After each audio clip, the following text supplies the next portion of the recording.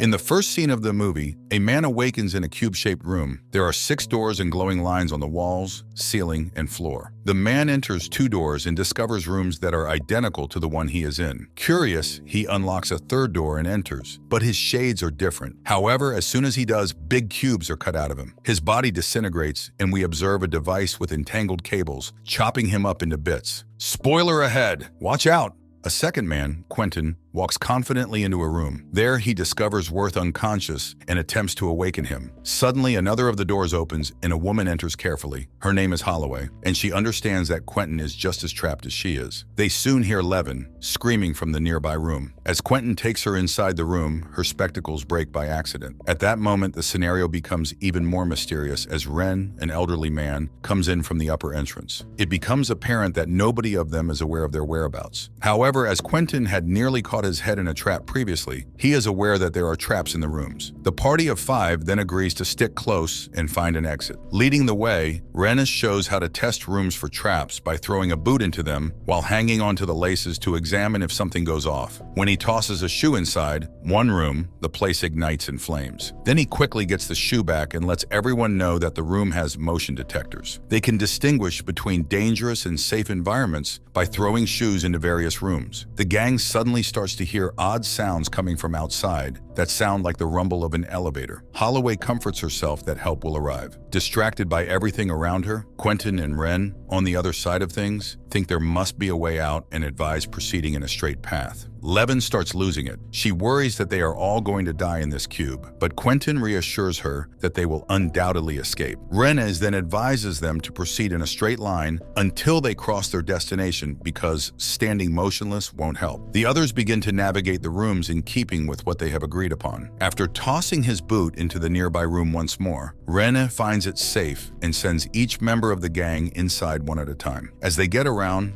they notice that the hatchways connecting each room are numbered. Holloway speculates that there have to be thousands of rooms after realizing this. They can only live for 3 days, she continues, because they don't have access to food or water. Ren responds by advising sucking on a button on his shirt to increase salivation and fight off thirst. Following his idea, everyone gets their buttons out and starts sucking after him. The group improvements follows along with the boot trick. Ren once threw another boot into a room, but nothing seems strange. However, after observing the dry air, he estimates that the space most likely contains an electrochemical sensor. This sensor probably catches up with skin-emitting hydrogen sulfide. Ren tells Quentin that he is a French escape artist who has successfully escaped from more than 7 large prisons after Quentin shows an interest in his knowledge. Not long after, he jumps into a room that has been tested with a boot, only to get acid sprayed over his face. Others swiftly drag him back, yet it is too late. Of course, this was an occurrence that he had not experienced before in any of his prison breaks. Rennes's face and head have been ruined by the acid, causing an excruciating death. With this situation, the only thing they understand is that they have to figure out a more efficient method of checking the rooms for traps. Quentin asks everyone exactly what they do for a living as he goes around. He introduces himself as a police officer right away. After that, Holloway introduces herself as a doctor, and Worth says he works at an office and doesn't explain further. Levin simply says that she hangs out with her friends. Quentin thinks that their being in the cube is not merely a coincidence and has a purpose. Given that he is a police officer, this hypothesis may indeed be true. He questions why Levin wears spectacles. As the group carries on debating Holloway's loss of all her valuables, Levin abruptly admits that she is proficient in mathematics. The others, thinking it's some sort of puzzle, encourage her to figure out the cube's code. Levin then discovers that the rooms bearing specific numbers are hazardous, particularly if the number is a prime number. She uses the simple fact that the room where Ren was attacked by the acid had the number 149 on it, a prime number, to support her theory. Using the same approach, she checks the numbers in the next room and discovers that none of them are prime, indicating that it must be safe. The group applauds her for her imaginative thinking. Then Levin confirms the room's safety by jumping inside without getting hurt. The group uses prime numbers as a guide and keeps on for several hours. The gang eventually finds rooms where every door has a prime number, indicating potential. After that, Quentin looks into the ceiling door. A man by the name of Kazan abruptly drops from the sky. Since he keeps asking to go to the blue room and appears to be reciting some words, Holloway concludes that he is mentally disabled. Levin, meantime, is perplexed as to how he has survived up to this point. Some of the group members are hesitant to include Kazan, since they see him as a burden unless they decide to press forward with their plan. Yet they admit him into the group at Holloway's demand. Holloway and Quentin discuss who could be hiding behind the cube while they make assumptions about their surroundings. She believes that such a large structure was probably built by the government. While this is going on, Quentin speculates that a billionaire could have constructed it for amusement in a desert, but Holloway laughs this idea off. Not too long after, Quentin walks into a room with out-of-prime numbers and almost escapes death from a razor wire trap. Levin's theory regarding the safety of non-prime numbered rooms is disproved by the incident. Later on, because Worth hasn't spoken anything since they first met, Quentin begins to assume that he is a spy. After that, the gang splits up while Levin works to figure out the characters. When questioned about who employed him, Worth initially claims not to have known Quentin, but then confesses to being one of the architects behind the enormous cube-shaped building that houses the cube-shaped rooms. He was only interested in the money. Even still, there is rising suspicion inside the group, especially because of Quentin, who becomes violent. Worth gives them important information on the 434 feet size of the outer cube. Levin calculates that there are 17,576 rooms, a total of 26 rooms on each side based on the available data. She goes on to say that the number separating the rooms might be Cartesian coordinates, meaning that they would show where each room is located inside the cube. After learning this, the group chooses to move in the direction of the closest edge. They keep booting the rooms in an attempt to find any threats. In the following scene, they find a seemingly safe chamber next to theirs. But just as they are going to cross it, Kazan lets out a loud scream, setting off a number of lethal traps in the room. The crew then speculates that there is a sound-activated trap system in the chamber, which could be dangerous if they walk across. Quentin recommends leaving Kazan behind since his uncontrollable outburst would prevent him from making it. Holloway offers to walk Kazan around the room, but he keeps insisting they bring him along. After a while, everyone gets through safely, but Kazan accidentally sets off the trap by making noise during Quentin's turn. Angry, Quentin just escapes death as a result of this. He rushes at Kazan, but Holloway pushes him off. Then Quentin becomes enraged with her, which leads to a furious dispute between them. Holloway suggests that he may have been attracted to younger women, which is why his wife left him. Quentin slaps her multiple times. The others quickly separate the two, and after things settle down, they move forward. When the gang finally reaches one of the cube's side edges, they discover a space between the outer shell and the door. Then they decide to make a rope with the clothes they are wearing, and Holloway volunteers to reach out and investigate space. But while she stays outside using the rope, she is able to view the total blackness outside. Then as she swings outside of the room, the cube shakes violently, nearly sending her sliding into the empty spaces below. Fortunately, Quentin is able to tie her up by the rope and pull her up, but the very next moment, he purposefully gives up her hand, which results in her terrible death. After the horrific event, Quentin tells the group that Holloway slipped down. Everyone is devastated by this, but they are forced to continue. The gang decides to move down to the cube's bottom edge after some discussion. But first, since they are all exhausted, Levin advises that they take a short break. Then they all lie resting on the ground. Quentin carries Levin towards another room while the others are asleep.